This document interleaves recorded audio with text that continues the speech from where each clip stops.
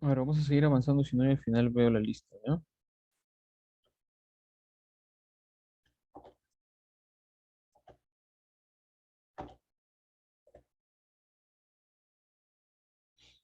Bien, entonces como les estaba explicando, ¿no? Ya habíamos hablado acerca de la uretra y bueno, ya les había adelantado un poquito lo que son las glándulas accesorias, ¿no? Ya les había mencionado que teníamos, por ejemplo, acá el conducto deferente que se va a unir al conducto de la vesícula seminal, que es esta de acá, ¿no? Entonces, la vesícula seminal vendría a ser una glándula que mide aproximadamente 5 centímetros, que está detrás de la vejiga. Esta es una imagen, una vista posterior de la vejiga, ¿no? Y de ahí sale el conducto de la vesícula seminal que se une al conducto deferente para formar el conducto eyaculador. Y esta vesícula seminal, como les dije, provee de líquido seminal, que va a ser el principal componente del semen. Corresponde al 60% al 65% del semen, ¿no? Y que vamos a encontrar que va a nutrir a los espermatozoides para que sobrevivan fuera del cuerpo, ¿no? Eh, bueno, más o menos los espermatozoides en promedio pueden fecundar en un promedio de, bueno, lo normal es 24, ¿no? Dicen hasta 48 horas podría llegar al óvulo, ¿no? Y el líquido seminal le provee de fructuosa para nutrir a ese espermatozoide, ¿no? Y que pueda sobrevivir. Eh, Vamos a ver. Otro, otro elemento que vamos a encontrar también era la próstata, ¿no? Que me va a dar el líquido prostático, ¿no? Que en realidad el líquido prostático es un líquido medio lechoso, ¿no? Medio lechoso, medio maloliente, que le provee sobre todo de una sustancia llamada la fosfatasa ácida, que va a ayudar a protegerlo, ¿no? De algunas reacciones negativas, sobre todo sustancias espermicidas que podrían estar atacando, ¿no? Entonces va a tener algunos elementos como pepsinas, lisocinas, pepsinógenos para proteger, ¿ya? Además, vamos a encontrar también una sustancia llamada la seminoplasmina, que también se produce en el líquido prostático, que va a ser un agente que lo va a proteger de los microorganismos que puedan estar dentro del canal vaginal.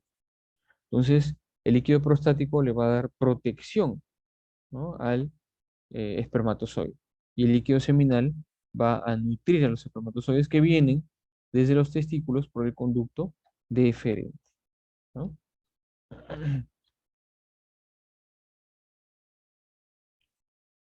Entonces ahí tenemos, ¿no? Bueno, es decir, que del testículo sale, ¿no?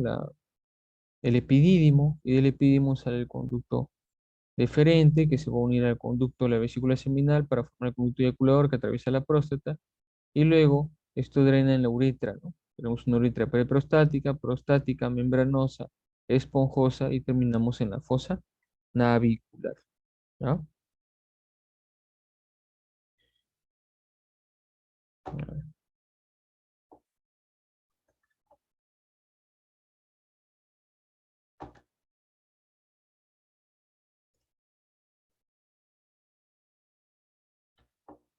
Ahí está, miren, ¿no? El conducto eyaculador atraviesa la próstata, ¿no?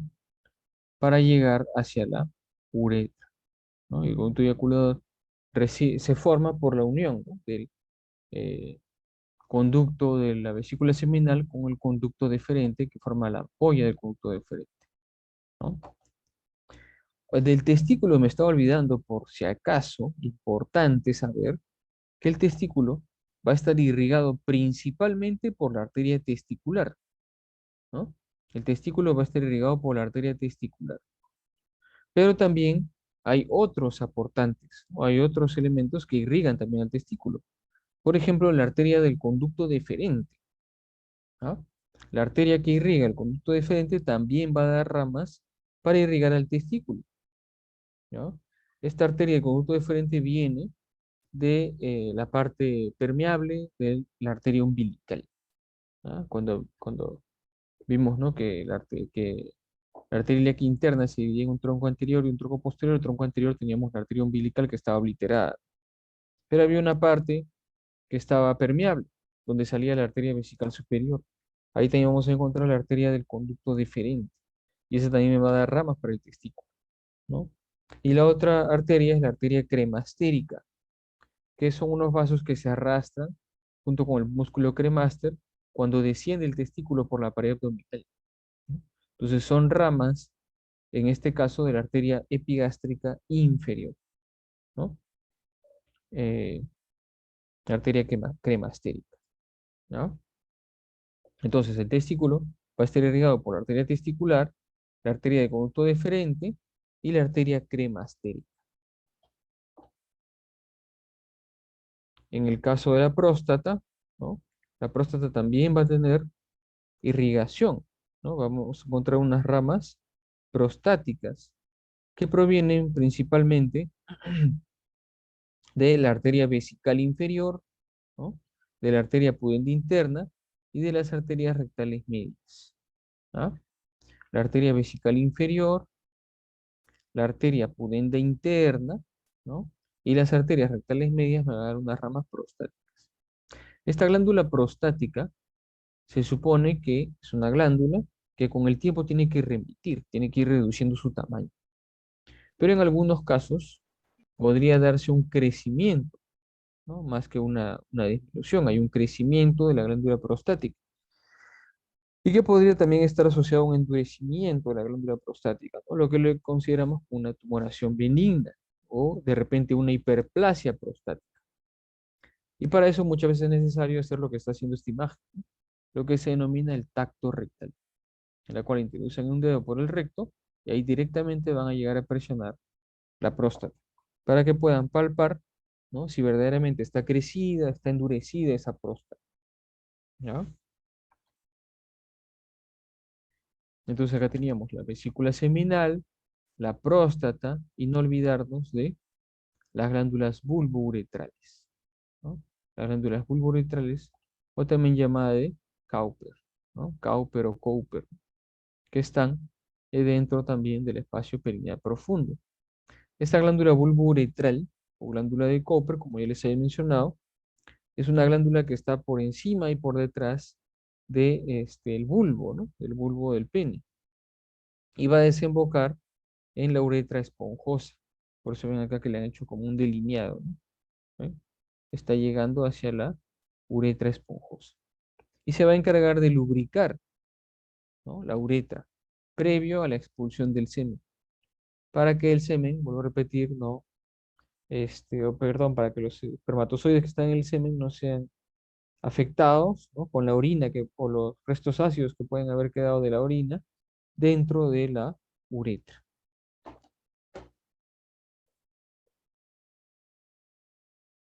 Luego tenemos el pene, y él dije que está formado por dos cuerpos, ¿no?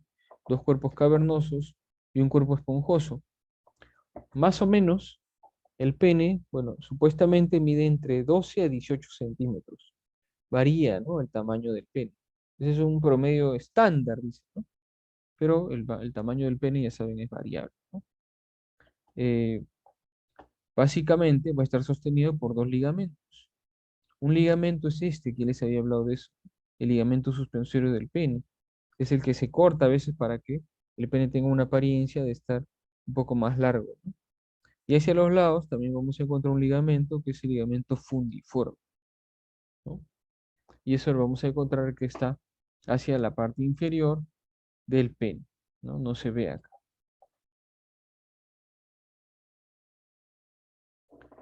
Entonces, el pene, para que produzca la erección, ¿no? Va a tener dos cuerpos cavernosos y un cuerpo esponjoso. El pene se origina a partir de su raíz, donde están los pilares y el bulbo del pene, ¿no? Que viene a ser la raíz del pene. Y ahí también encontramos unos músculos, como son el músculo bulbo esponjoso y los músculos isquiocavernosos. Dentro de lo que vendría a ser el cuerpo del pene, vamos a encontrar estas porciones, ¿no? Llamadas los cuerpos cavernosos, que son dos, y un cuerpo esponjoso, que va a formar también al glande, ¿no? Entonces da formación al glande del pene. Los cuerpos cavernosos van a estar rodeados por una capa fibrosa de túnica, que es llamada la túnica albugínea, que le va a dar una menor elasticidad a los cuerpos cavernosos. Más bien lo va a comprimir, ¿no? Y esa compresión, el momento de evitar de que se dé un estiramiento, ¿no? O una elasticidad de las paredes de los cuerpos cavernosos es lo que genera una presión. Por eso es que al llenarse de sangre, la presión que hace la sangre dentro del cuerpo cavernoso es la que le da la rigidez y la erección al pene, ¿no? Entonces acá ya habíamos visto esto, ¿no? Los pilares que forman los cuerpos cavernosos, que son dos, y el bulbo esponjoso del pene que va a formar el cuerpo esponjoso y al glande del pene, ¿no? Entonces, el glande está formado por cuerpo esponjoso. Y vamos a encontrar los músculos también que están sosteniendo, presionando estos elementos, como es el músculo bulbo esponjoso, por encima del bulbo del pene, y por encima de los pilares el músculo isquiocavernoso, ¿no? O los músculos isquiocavernosos. Acá nuevamente, esto ya hemos visto, ¿no? Los pilares o el bulbo, acá están las glándulas de Cooper o bulbo-uretrales, que van a drenar hacia la uretra, ¿no? Y desde el corte transversal, por donde observábamos los dos cuerpos cavernosos y el cuerpo esponjoso. Y dentro del cuerpo esponjoso está pasando la uretra.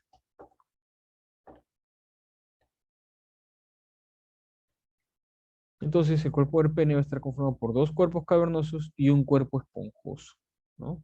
El cuerpo esponjoso es relativamente más flácido si lo comparamos con los cuerpos cavernosos, ¿no? Aunque es un elemento también eréctil, los que producen la rigidez y la dureza, vuelvo a repetir, son los cuerpos cavernosos, ¿no? Y sobre esto también vamos a encontrar una serie de elementos, ¿no? Miren, acá están los dos cuerpos cavernosos y el cuerpo esponjoso. Alrededor de los cuerpos cavernosos vamos a encontrar la túnica albugínea, ¿no? La túnica albugínea que va a estar sobre todo haciendo compresión en lo que vendrían a ser los cuerpos cavernosos para que se dé una mayor rigidez, ¿no? Luego tenemos un espacio y vamos a encontrar los vasos. Por ejemplo, tenemos la vena dorsal profunda con la arteria y nervio dorsales, ¿no? Del pene, y por encima, ¿sí? Vamos a encontrar la vena dorsal superficial, ¿no? Vena dorsal profunda, vena dorsal superficial, ¿no? Y luego por encima vamos a encontrar la piel, ¿no? Pues tenemos la piel, la vena dorsal profunda, luego tenemos la fascia de Bock, ¿no? Luego tenemos la vena dorsal profunda, pero perdón, acá arriba de la superficial, luego tenemos la profunda con las arterias y nervios dorsales del pene, y luego tenemos los cuerpos cavernosos, ¿no? Rodeados por su túnica albugínea, ¿no? Que es una túnica blanca que está acá, ¿no? Albo viene de blanco, no se olviden, por eso se llama túnica albugínea, ¿no? En ambos casos.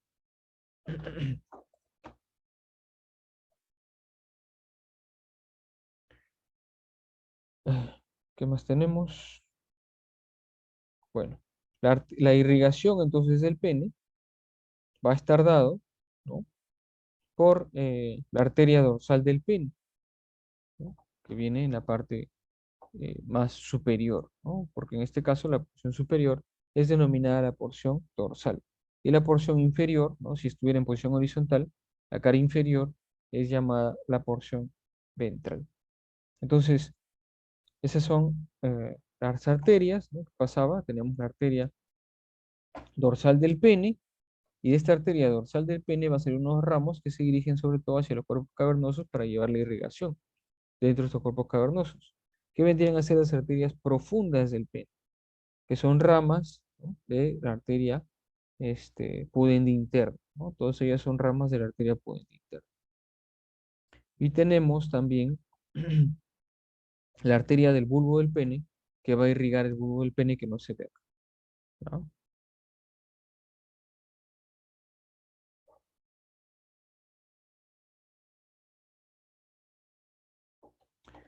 El pene va a estar cubierto por una piel, les dije, ¿no? Tiene su cuerpo y tiene su glande, y va a estar cubierto por una piel. Esa piel se denomina el prepucio.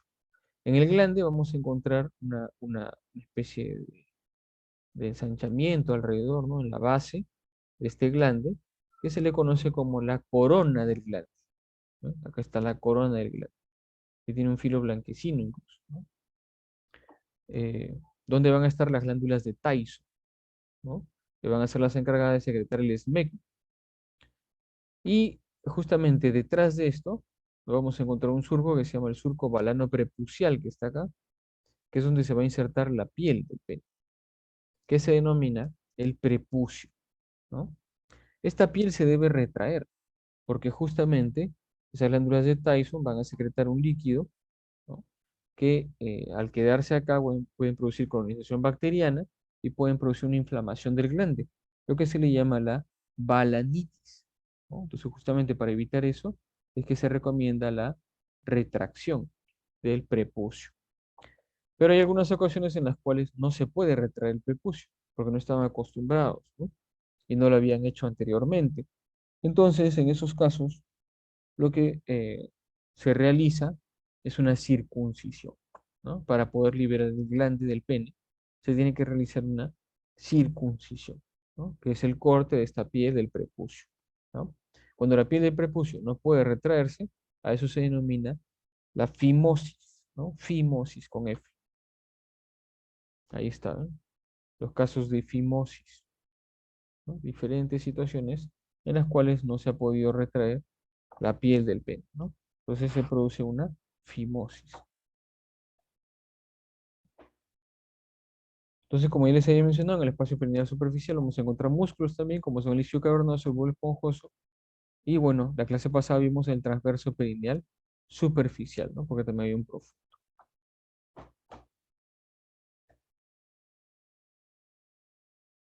Ahí están, ¿no? Los músculos, miren, que están por encima de los pilares, músculo isquio cavernoso y músculo bulbo esponjoso.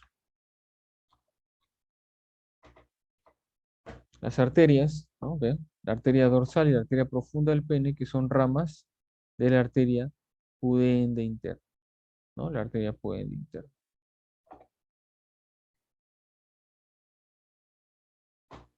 En relación al drenaje venoso, la sangre, ¿no? De los cuerpos cavernosos va a drenar en la vena dorsal profunda del pene. Y esta a su vez va a drenar en las venas dorsales superficiales, ¿no? Donde también drena la piel y el tejido celular subcutáneo del cuerpo del pene, ¿no? Entonces se da un retorno venoso hacia la vena dorsal profunda y la vena dorsal superficial. En algunas situaciones podría darse, ¿no? Que el paciente tenga una mala circulación y no hay un buen retorno venoso.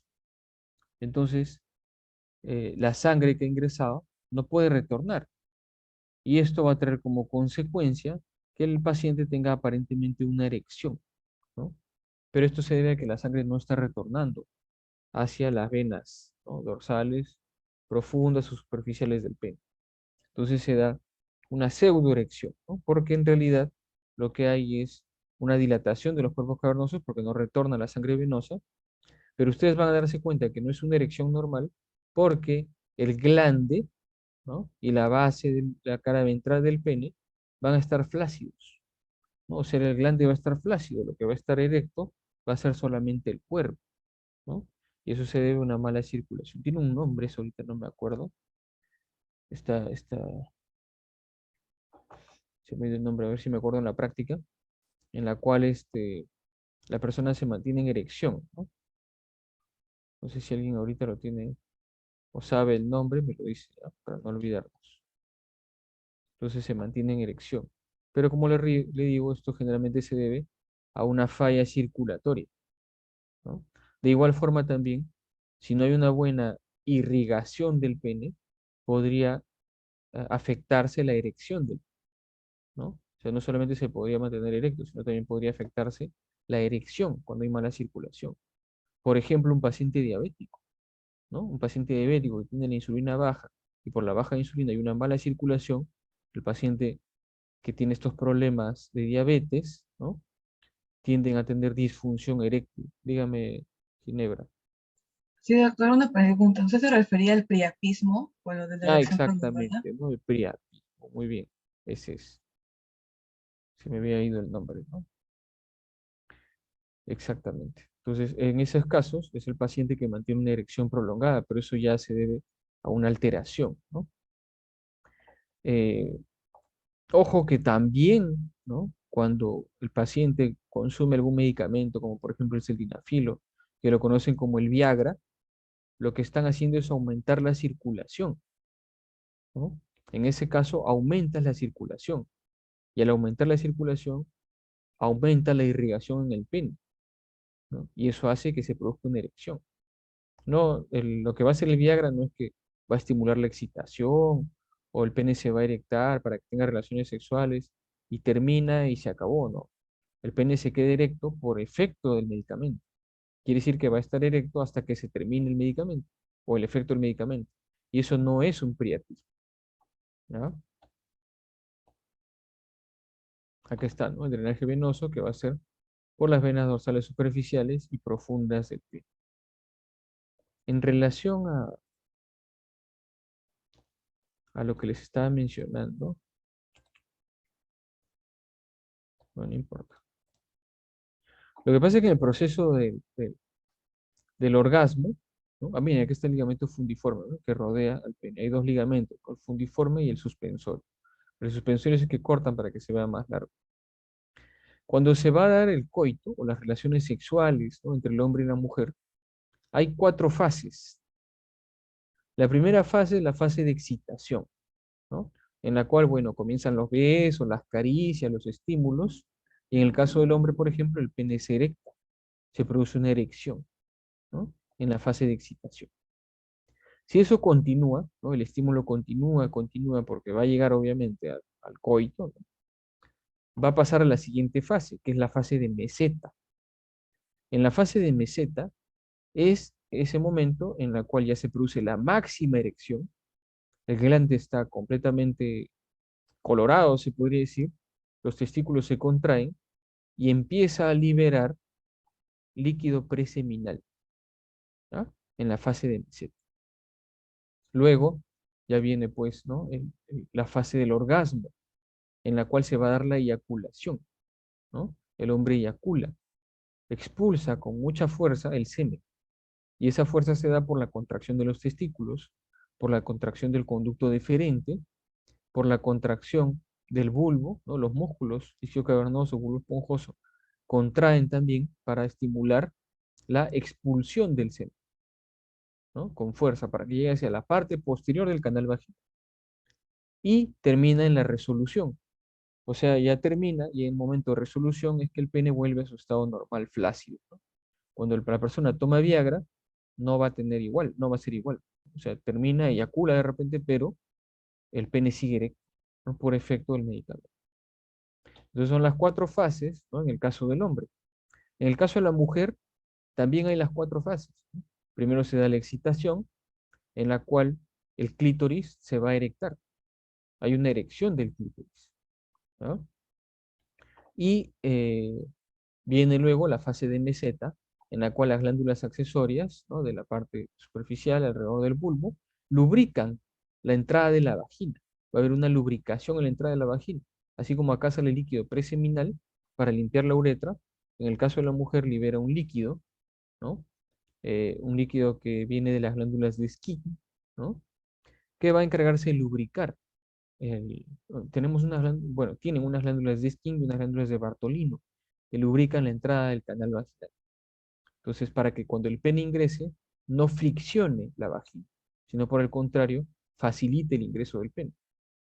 Una vez que el pene ingresó, viene el orgasmo en la mujer, ¿no? En la cual se contrae el orificio vaginal, ¿no? El introito vaginal se contrae y va a haber una serie de contracciones, valga redundancia. O sea, se reduce el introito vaginal y hay una serie de contracciones alrededor del bulbo de la vagina, como que estimula la eyaculación, ¿no? Para que entre el semen. Y luego, ya del orgasmo, viene la fase de resolución. Pero la diferencia entre el hombre y la mujer es que en el caso del hombre la resolución le dije que el pene volvía a su estado anterior, ¿no? Al estado flácido. En el caso de la mujer, la etapa de resolución, el útero desciende buscando el semen. Y si encuentra el semen, empieza a haber unas contracciones este, internas, ¿no? como una especie de succión para que el semen entre hacia el útero, ¿ya? Ya que tiene que ir, miren, contra la gravedad, ¿no? Entonces el semen tiene que entrar hacia el útero. Y ahí, bueno, el hombre ya terminó, se fue, y la mujer, si es que ha encontrado el semen y comienza la fecundación, ya saben que en 9 meses tiene que cargar el nuevo ser, ¿no? Entonces, son las etapas tanto en el hombre como en la mujer, ¿ya? Acá está lo que le decía, ¿no? El prepucio, tenemos la corona del glande. Acá en el glande, en la corona del glande, generalmente va a haber unos puntitos blanquecinos, que son llamadas las glándulas de Tyson, que van a lubricar un líquido sebáceo, ¿no?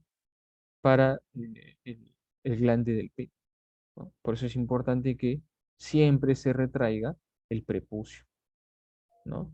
Y ustedes también a sus pacientes, ustedes mismos tienen que saber que cuando tienen relaciones sexuales debe estar limpio el glande, ¿no? Por eso es importante hacer higiene también, porque suponiendo pues que tenga acá esmegma, tenga microorganismos, ¿no? Va a producir una infección vaginal en la mujer, ¿ya? Por eso tiene que estar limpio el pene para tener relaciones sexuales también, ¿no? Sobre todo lo que es el glande y esta zona de acá. Antiguamente les digo, o sea, ni siquiera de mi época, sino antes, se recomendaba que antes de que tengan relaciones sexuales primero se laven, ¿no? Se hagan un lavado, sobre todo los hombres, ¿no? Del pene, previo a tener relaciones sexuales, ¿no? Bien, entonces acá están las partes, ¿no? Miren que en la cara ventral, ¿no? Hacia lo que vendría a ser la parte inferior del glande, entre el orificio uretral, ¿no? Y en dirección hacia la corona, en la parte ventral, vamos a encontrar el frenillo, ¿no? Que une al prepucio con la base del glande, ¿no? Esto de acá, que se llama el frenillo, ¿no? Y hacia los lados ya tenemos el prepucio. Ahí se inserta el prepucio, ¿no? En el frenillo. Bien, acá de nuevo, ¿no? Está el pene, un corte transversal, cuerpo cavernoso, cuerpo esponjoso, uretra, ¿no? Ahí están los vasos, los nervios, ligamento suspensorio del pene, ¿no? Y alrededor el ligamento fundiforme. Esto no es lo que vimos en el pene. Acá está el testículo, ¿no? Con sus diferentes capas. Ya saben que acá tenemos vasos y nervios. En el caso de eh, las arterias, no se olviden, teníamos la arteria testicular, la arteria cremastérica, la arteria de conducto deferente que iban a irrigar al testículo. Y en el retorno venoso, antes de que se forme la vena testicular, ya me había olvidado mencionar, miren, acá me he acordado, antes de que se forme la vena testicular, hay un promedio de 10 a 12 venas pequeñitas, ¿no? Que salen del testículo y se unen y forman la vena testicular. Y a eso se le llama el plexo venoso pampiniforme, ¿ya? El plexo venoso pampiniforme.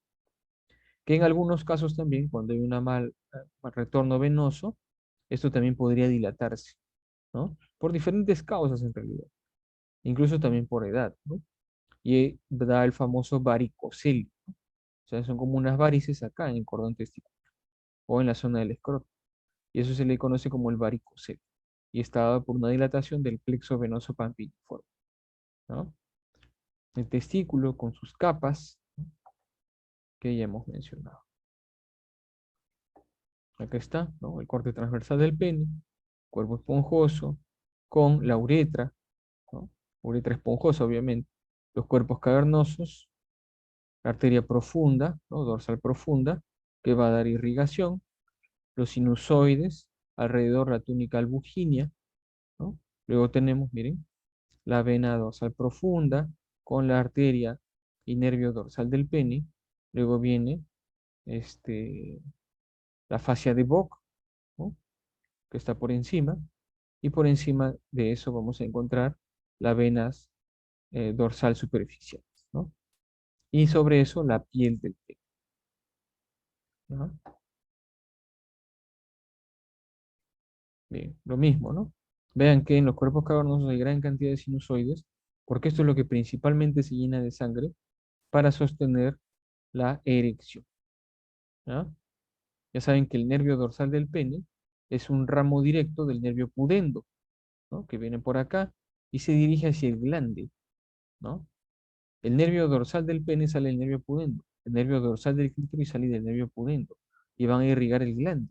El glande del pene o el glande, inervar, perdón, el glande del pene o el glande del clítoris. Y son las zonas más excitables, ¿no? Por eso hay que tener bastante cuidado con este nervio, sobre todo el nervio pudendo, ¿no? Suponiendo que un paciente tenga una fístula a nivel del recto y tienen que limpiar la fosa isquiorrectal, tienen que tener mucho cuidado de no dañar el nervio pudendo, sobre todo porque van a encontrar tejido graso, ¿no? Entonces recuerden que dentro de ese tejido graso va a estar el canal pudendo, antes llamado canal de Alco, y ahí podrían dañar el nervio pudendo, y entonces va a perder sensibilidad también hacia el glande, y eso es importante para la excitación, ¿no? Entonces ahí está, ¿no? Que el caso de el cuerpo cavernoso se tiene que llenar de sangre para que se dé la correcta, pues, erección, ¿no? El llenado de sangre, el aumento del flujo sanguíneo que mantiene la erección y también hay un retorno venoso, ¿no? Bueno, mire, acá estaba la imagen. Las fases ya les he dicho, ¿no? La fase de excitación, la fase de meseta, teníamos la fase del orgasmo y finalmente la resolución que vuelve a su estado inicial, ¿no? Flácido. Los testículos, en el proceso también de meseta, se elevan, ¿ya? Se acercan. Recuerden que los testículos tenían movimiento gracias al músculo cremaster. El testículo se acerca y se aleja del cuerpo del hombre. Se acerca cuando hace mucho frío, se aleja cuando hace mucho calor. Y eso se debe a una contracción y un relajamiento del músculo cremaster, que viene de las fibras del músculo oblicuo interno. Y cuando hace mucho frío, no solamente se contrae el testículo, sino también este, la piel del escroto se arruga para abrigar a los testículos, ¿no? Esta reacción también se da cuando la persona tiene temor, ¿ya? También se da una retracción del testículo. Cuando tiene mucho miedo, sobre todo en niños, incluso también parece que se escondieran los testículos, ¿no? Por eso es que de ahí viene la palabra, ¿no? Que cuando tienen miedo dice, se le encogen, claro, porque se contraen los testículos, se retraen, ¿no? Pareciera de que se escondieran, ¿no? Por eso dice, se le encogen, ¿no? Porque tiene miedo. Bien, creo que con eso estamos. Vamos a pasar la asistencia que estaba pendiente.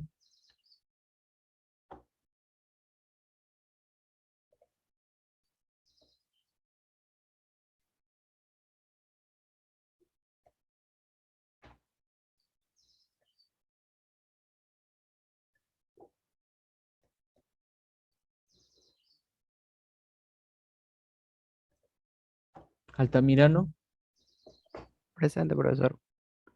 Arela, Asparren, Presente, doctor. Burgos, Presente, doctor. Castillo, Astrid, Presente, doctor. Castillo, Fernanda, Cervantes, Ay, profe, no se me activó mi micrófono, pero sí estoy presente. Castillo Velázquez. Cervantes, ok. Presente, doctor. Ya. Flores, Presente. Jordán, Presente, doctor. Buenas tardes. Paucar, Sancho, Presente, profesor. Vázquez, Presente, profesor. a ver quién falta. Arela, Profesor, mi Presente. compañera, ahí está, justo le iba a mencionar a ella. ¿quién? No Mi habló. compañera Arela sí está presente, Arela, solo que sí acaba de hablar ahorita. ok. Paucar, no está, ¿no?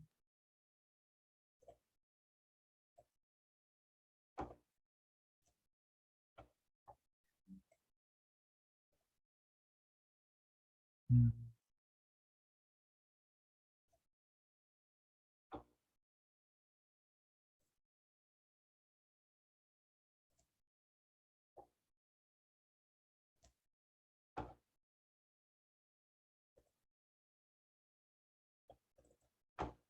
Enríquez, Presente, doctor. Fabián, Presente, doctor. Gómez, Presente, doctor. González Carvajal, González Mego, Presente, profesor.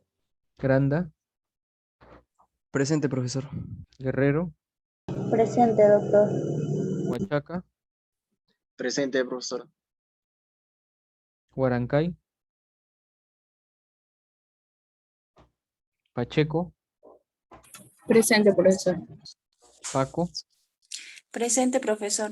Palomino, Presente, profesor. Panduro, Presente, doctor. Pingo, Presente, profesor. Ramírez, Presente, profesor. Valverde, Presente, profesor. Vega, Presente, profesor. mm, González Carvajal ya no está. Huarancay, Presente, profesor. listo. Bien, Profesor, nos vemos en la práctica, sí, dígame. una pregunta, como ya le había comunicado la semana pasada, yo debo 2 evaluaciones en anatomía porque falté en la semana 5, tanto miércoles y jueves. Y bueno, la semana pasada iba a recuperar, le comuniqué al profesor Mondragón, pero me dijo que lo tenía que recuperar. Bueno, me recomendó que lo recuperara, por ejemplo, como tenemos 2 días seguidos, hoy día 2 y mañana 2, y entonces para no retrasar cuando se den las participaciones, ¿no? Y no sé, qué tal que me toque con algún profesor y no sé cómo debería hacerlo. Si le digo que me recuperen de esa forma o ya desde todas las 3 estructuras hoy día, bueno, con la clase de anterior. A ver un ratito.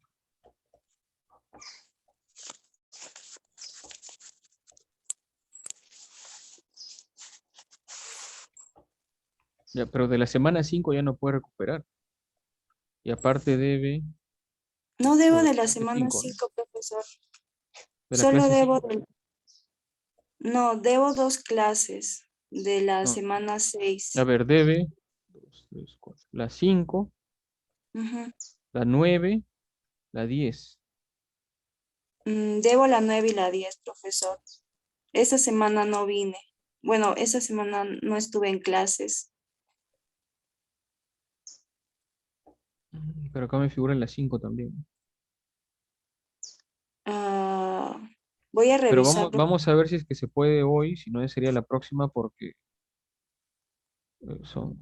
tenemos varios alumnos en ese grupo, ¿no? Y a veces no da la hora, porque como es corta la práctica. Sí, por eso justo el Ujú. profesor Mondragón me iba a tomar el examen o esa recuperación la semana pasada, pero él justo iba a tocar lo que es la práctica, ¿no? Iba a dictar, entonces no hubo tiempo, además que me botó en el Zoom y luego volví, ya estaba dando la clase. Y bueno, cuando Ya, estaba vamos a tratar de que comenzando, sea hoy día. ¿Ya? Doctor, Gracias por avisar, entonces voy a coordinar ahora en la práctica. Vemos. doctor, una solución podría ser de que mientras el doctor a cargo está dictando la práctica, No, no mi se puede. compañera, No, no, no. ¿cómo? No, ¿No se todos puede? tienen que estar en la clase, ¿no? Mm, Aparte, no, entiendo. claro, todos tienen que estar en la práctica. No se puede, no se debe, ¿no? Que un alumno no esté en la práctica y esté recuperando. Bueno, no acostumbra a hacer Claro. eso, ¿no? profesor, entonces en todo Si no, en caso, todo caso, después también habría una clase, eh, eh, ya vemos, ya vamos a ver si entre hoy día o mañana se puede y si no, ya veríamos una solución. o si no, Pero ojo, dos estructuras ojo, cada por día. favor, revise que yo debo 3 notas y de la primera parte ya no se puede recuperar. Yo tengo que debe semana 5, o sea, clase 5, clase 9, clase 10. Yo ¿Ya? 5. Ok. De ahí Ahora le paso revísate sus las notas y usted coteja. grabaciones. ¿Ya? sí voy a revisar eso, profesor, Ok. porque yo falté en la semana 5, claro, en la Creo semana 5. Ahora les que, paso todas las notas en la práctica, ¿ya? Y ahí usted ve Ok, y profesor. coteja. Ok, doctor, Ya, ok, algo que gracias. me han estado escribiendo mis compañeros y también estoy de acuerdo con ellos es de que el examen final va a ser el día jueves. Entonces, el jueves 24, pero nosotros, nuestras últimas teorías justamente son el propio jueves, ¿no? Entonces, no sé, A ver, por Yulisa, eso, una cosita. ¿sí? Mañana terminamos las clases. Claro, doctor. No, pero Mañana terminan las las clases. teorías no se Las van a teorías dictar. también, teorías y prácticas. Mañana acaba conmigo acaban mañana. Profesor, ¿no hay todo. teoría semana 15? No. En la semana 8 sale teoría de la Ujú. semana 15. Claro, debe Sí. ser de fisiología o histología. Yo creo que es histología. Solamente esa. Pero no hay anatomía ya no hay. Mañana terminamos. En Ah, todo ya. caso, profesor, perdón, entonces en todo No, caso yo difícil. lo tendría que dar entre hoy día y mañana la recuperación. Por eso te digo, en esos casos de recuperación, más bien para eso sirve eso, ¿no? Si es La que no semana alcanzar el 8. tiempo, pero si es que ahora alcanza el tiempo, dependiendo cuántos alumnos hay, Ujú. vemos.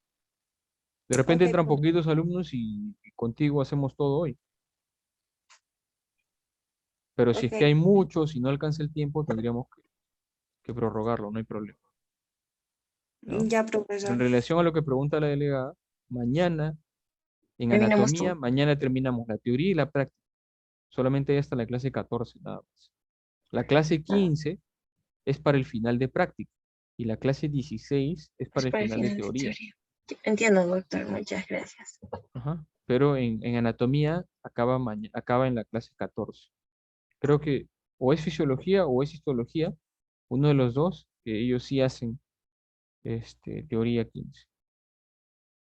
Ay, ya, doctor. Ya entendí. Muchas Pero si gracias. usted revisa el PPT ahí se va a dar cuenta. No hay Sí, anatomía. justamente no he abierto los PPTs, pero he visto que decía teoría 15 y yo digo, entonces supongo que va a haber todavía teoría y bueno, y es por eso también que le preguntaba. Es uno de los tres, no me acuerdo cuál, Ujú. pero anatomía no es. Ujú. Sí, por el chat dijeron que es de fisio. Ya, doctor, muchas gracias, más bien. Ok, nos vemos en práctica. Gracias.